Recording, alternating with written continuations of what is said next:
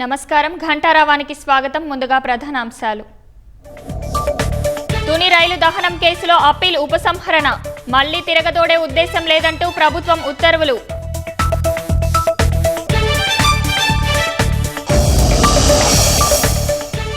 సంఘ విద్రోహ శక్తులకు పరామర్శలేంటన్న కూటమి నేతలు, జగన్ను చూస్తే జాలేస్తుందన్న రఘురామకృష్ణ.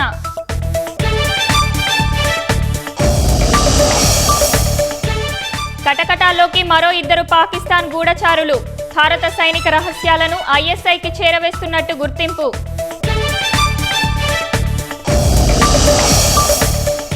కన్నడ భాషపై వ్యాఖ్యలకు కమల్ క్షమాపణ చెప్పాలన్న కర్ణాటక హైకోర్టు, తనను తప్పుగా అర్థం చేసుకున్నారంటూ హీరో లేఖ. కాసేపట్లో అహ్మదాబాద్ వేదికగా ఐపీఎల్ ఫైనల్ మ్యాచ్, అమీ తుమీ తేల్చుకోనున్న ఆర్సీబీ, పంజాబ్ కింగ్స్.